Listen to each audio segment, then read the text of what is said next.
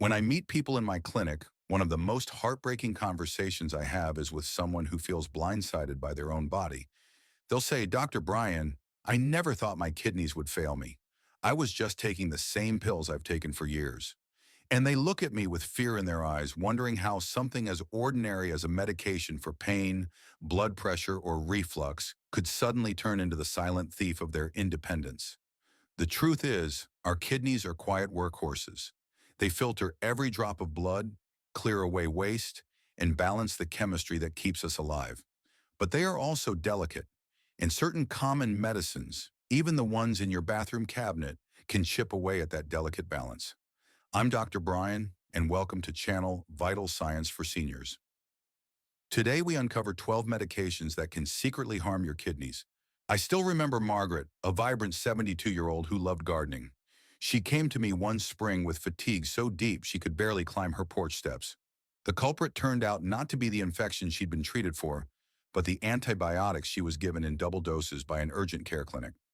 Antibiotics are remarkable, true medical miracles that save lives by killing bacteria. But when taken too much or for too long, some of these drugs create a toxic burden on the kidneys, almost like pouring harsh chemicals through a fragile coffee filter day after day. In people already living with chronic kidney disease or even slightly reduced kidney function, this extra burden can tip the balance into sudden injury. Some antibiotics, like macrolides, are gentler when prescribed carefully, but none should be taken without a doctor's knowledge of your history. The hidden danger isn't infection itself. It's when the very treatment meant to heal you quietly begins to damage the very organs keeping your blood clean. For anyone over 50, antibiotics should be used thoughtfully, never casually. One of the most common phrases I hear is, "But doctor, it was just ibuprofen. Everyone takes it." And it's true. NSAIDs like ibuprofen, naproxen, or aspirin are found in nearly every home. They ease pain, bring down fever, and let stiff joints move a little easier. But here's the twist. These drugs work by blocking a set of natural chemicals called prostaglandins, which help keep blood flowing freely through the tiny vessels in your kidneys. Imagine squeezing a garden hose while expecting the same flow of water. It simply doesn't happen. With fewer prostaglandins, those kidney vessels constrict, blood flow drops, and cells suffocate from lack of oxygen. For a healthy young person, the kidneys may recover.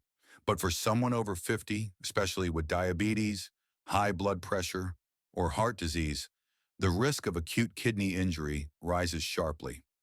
I once treated a retired teacher who landed in the hospital after weeks of daily ibuprofen for arthritis. Her kidneys needed months to recover. Pain relief is important, but NSAIDs should be short-term guests in your medicine cabinet, never permanent residents.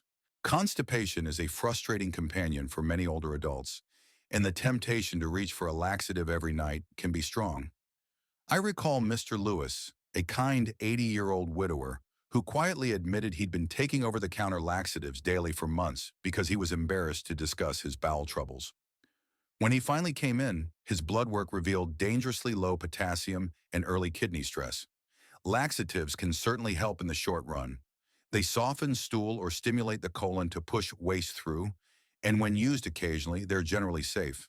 But think of them like jumper cables on a car. You don't want to rely on them every morning to get moving. Overuse leads to dehydration, electrolyte imbalances, and in severe cases, something called ischemic kidney injury, where the kidneys simply can't get enough blood flow to survive. For seniors, the safer path is hydration, fiber-rich foods, gentle movement, and only using doctor-recommended laxatives for specific periods.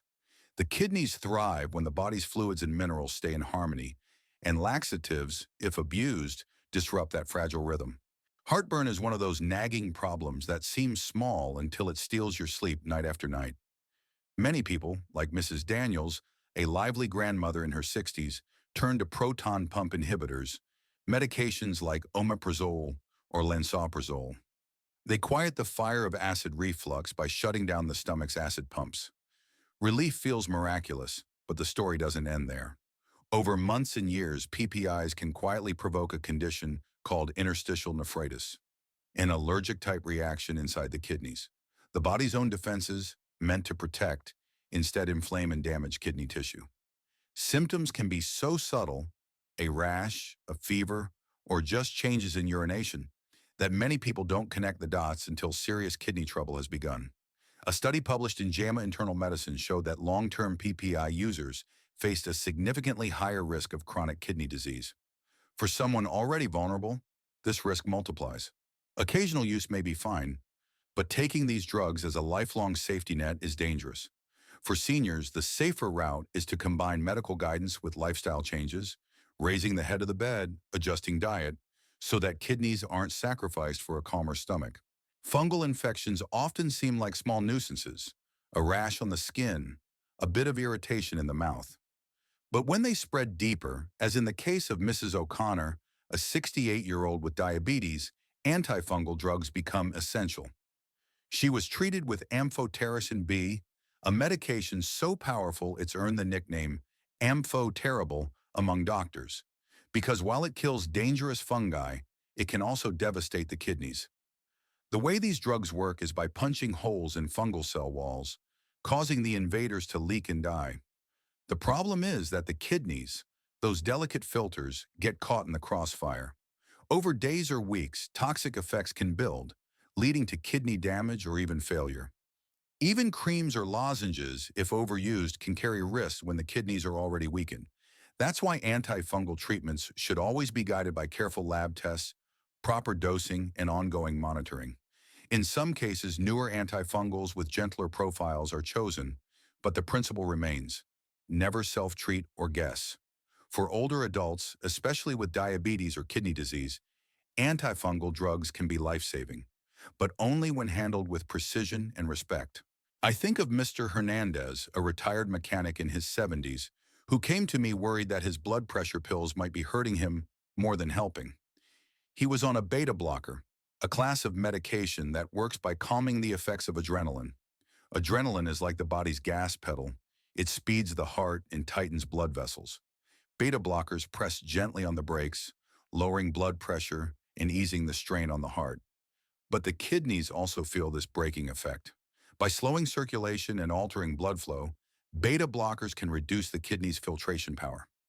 Research is mixed. Some studies suggest long-term use may gradually wear down kidney function, while others show these drugs may protect the kidneys by preventing the damage high blood pressure itself can cause. For a healthy person, they can be quite safe. But for someone with chronic kidney disease, they require careful monitoring. I told Mr. Hernandez that the key wasn't fear, but balance. Regular blood tests, close follow-up, and adjusting doses when needed. For seniors, beta blockers aren't villains. They're tools that must be handled with both precision and vigilance. Not long ago, I cared for Clara, a 75-year-old with swollen ankles and shortness of breath. Her doctor had started her on a diuretic, sometimes called a water pill, and within days the swelling eased, her breathing improved, and she felt lighter. Diuretics are remarkable because they coax the kidneys to release extra salt and fluid, giving the heart and blood vessels a break. But there is a flip side. Imagine wringing a sponge too often. The material begins to fray. That's what can happen to kidneys when diuretics are overused or poorly balanced. Too much fluid loss leads to dehydration, potassium imbalance, or rising uric acid levels that spark gout and kidney stress. Some diuretics are gentler and safer in kidney disease, while others may be harmful if taken without monitoring. Clara did well because we adjusted her dose carefully, checked her labs regularly, and emphasized hydration. For seniors, the lesson is clear. Diuretics can be lifesavers when guided by skilled hands, but dangerous when treated as casual pills for swelling. The kidneys need balance, not constant wringing. A few years ago, I met George, a 69-year-old who needed a CT scan after chest pain. The test required contrast dye, a liquid injected into the veins to make blood vessels and organs shine brightly on imaging. The pictures were stunningly clear, but within 2 days, George's kidneys began to falter. Contrast dyes, often iodine or gadolinium-based, act like microscopic flashlights inside the body. But for the kidneys, they can be toxic. They reduce blood flow, spark oxidative stress, and in some people trigger acute kidney injury. Studies estimate that up to 1 in 10 hospitalized patients with reduced kidney function may suffer harm from contrast exposure. To protect patients like George, we sometimes use intravenous fluids before and after the scan, almost like giving the kidneys an umbrella before the storm. In his case, extra hydration helped him recover. For seniors, the message is not to fear necessary scans, but to speak up. Always remind your doctor about any kidney concerns. With preparation and alternatives, the benefit of these images doesn't have to come at the cost of kidney health. When Ruth, a 71-year-old with diabetes, first came to me, her blood pressure was creeping higher and protein had begun leaking into her urine, an early warning sign of kidney stress. We started her on an AC inhibitor, a medication that works by blocking a substance called angiotensin II. Angiotensin is like a wrench that tightens blood vessels, raising pressure inside them. By loosening that wrench, ACE inhibitors lower blood pressure and ease the strain on the delicate filters of the kidneys. In many cases, they don't just protect the heart, they protect kidney function too. But here's the nuance. Sometimes, especially when combined with certain diuretics or NSAIDs, they can tip the kidneys into sudden trouble. It's a bit like turning down the water pressure in your home plumbing, usually protective, but if a clog is already forming, flow can stop altogether. For Ruth, careful monitoring and lab checks kept her safe, and her kidneys actually improved. For seniors, the message is balance. ACE inhibitors can be guardians of kidney health, but only when watched closely and never mixed carelessly with other risky drugs.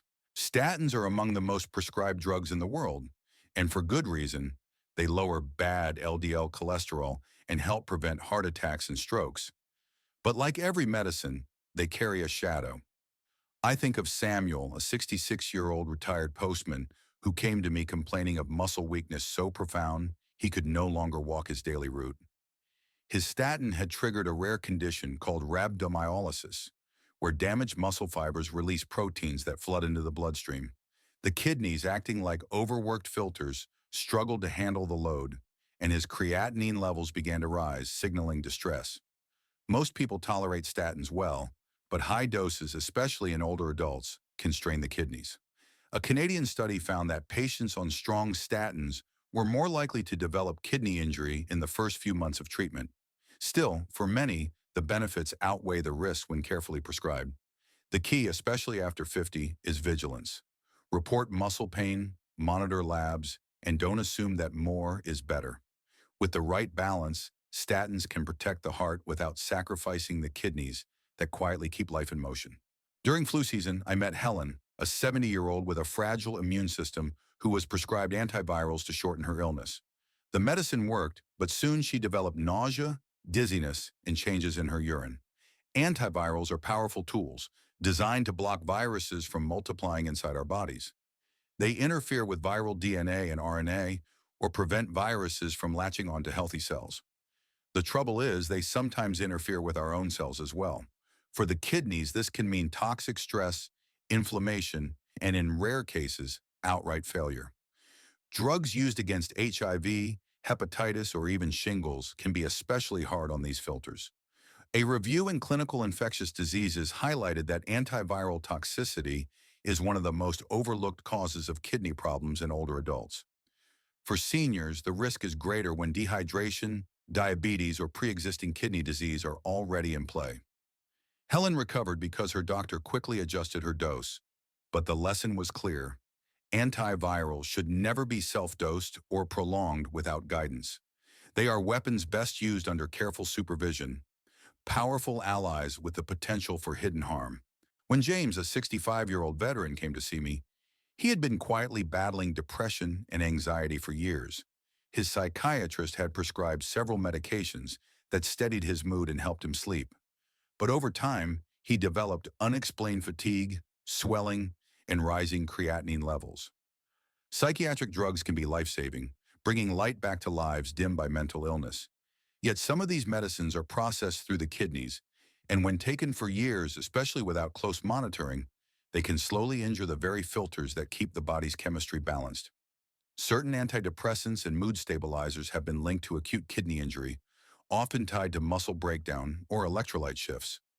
Not all are harmful. Selective serotonin reuptake inhibitors, or SSRIs are generally safer, but the key is never to self-medicate or increase doses without medical supervision. For seniors like James, the most powerful prescription is partnership. Psychiatrists, primary doctors, and kidney specialists working together. With teamwork, psychiatric medications can restore emotional stability without quietly stealing kidney health in the background. Healing the mind should never come at the expense of the body's resilience. As we've seen, even the most familiar pills can carry hidden risks for the kidneys, those silent guardians filtering every drop of blood. But this isn't a call to fear your medicine cabinet. It's an invitation to awareness. Medications can heal, but only when paired with wisdom, balance, and conversation with your doctor. If you live with high creatinine, if you're following a diet for kidney disease, or if you need low potassium foods, every choice matters. Protect kidney health as fiercely as you protect your independence. Change is possible at any age, and your best years can still lie ahead.